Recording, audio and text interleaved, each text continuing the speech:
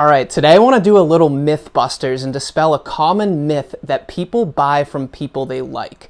What I'm here to argue is that people don't buy from people they like, they buy from people they trust. And there's a distinct difference between the two. So stick around because I'm going to go into what that distinct difference is and the 3 ways that you can earn a prospect's trust on a cold call. But first, to help illustrate this point, I want to use an analogy. So let's say you're going to be buying your first home. Maybe some of you have homes. I'm still in an apartment. I'm hoping to get there soon. But let's say you're making that home purchase. This is probably going to be the biggest purchasing decision you've made in your life, might ever make. And let's say you have 2 realtors to work with. One of them you think is super cool. You get along with them very well. You love everything about them, except from a work standpoint, they seem a little off their game. They don't know the market inside out. Maybe they're late getting to your emails sometimes and they seem a little distracted. That's realtor 1, but you love them. They're cool. The other person is you find kind of annoying. You don't really like this person. They're sort of obnoxious, but they clearly understand the market and what they do very well and are going to be able to get you in a home that you will feel comfortable purchasing and living in for 5 to 10 years. Which realtor are you going to work with? I don't know about you, but me, I would probably choose the realtor I found annoying. As long as they weren't outrageously disrespectful, if they were just annoying, but I knew they understood the market well, this purchasing decision's too important for me. So I'm gonna go with that person. I don't really care about whether I like the other person. So what I'm not saying is don't try and be liked.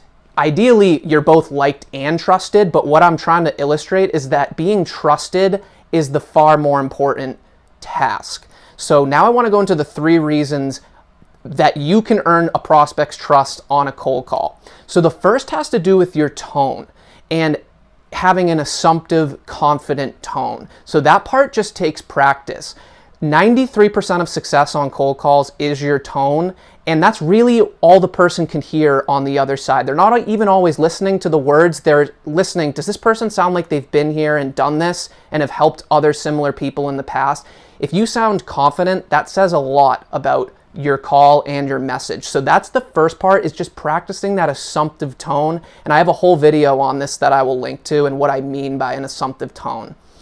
The second part is the why you're calling piece. So I have links to cold call scripts I've done, but there's one important piece where I go into who I am, but then say why I'm calling. And I like to give 3 specific reasons that are relevant to the prospect that I'm calling as to why I can help them, and this helps earn their trust.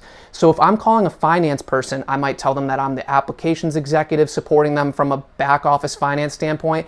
And then I'll say, and we work with companies specifically in the Z industry, in their industry, on priorities related to planning and budgeting, forecasting, and broader finance transformation. So I'm telling them I work with companies specifically in your industry, and I'm going to name 3 priorities that are probably relevant to you. You can actually get a lot more specific than what I just said, and you probably should. I'll use information I know about the company. You can find this stuff in a document called the 10K. A company will lay out its strategic initiatives if they're a public company. If they're not, you can look at press releases and see what their important strategic priorities are as a business and tell them that you work with companies in their industry on priorities related to, and then XYZ. Name those priorities that are important to that business. And then the third piece is practice sharing stories about how you've helped similar customers, customer success stories. It's actually shown that this is the most effective form of earning buyers' trust, is sharing how you have helped other similar companies achieve the outcomes that this person might be looking to achieve. This is the most, because no one wants to be the person to purchase what you have and have it not go well. But if they can refer to, hey, look what they did for all these other people that are similar to us, if you can get good at sharing that story, it's the best way to earn buyers' trust, is sharing customer success stories. So those are the 3 broad areas to earn a prospect's trust on cold calls. Have an assumptive, confident tone, which takes practice. Get good at that why you're calling piece and naming specific reasons that are relevant to them and their priorities. And then practice sharing customer success stories of how you've helped people in their role at similar companies. So hopefully I did a good job dispelling that myth. I think it's important to be both trusted and liked. I'm not saying don't try and be liked, but not everyone's going to like you. But you can earn people's trust, which is a different but important task. So hopefully you agree. Let me know if you agree. If not, also let me know. I respond to all the comments either way, and I'll see you on the next one.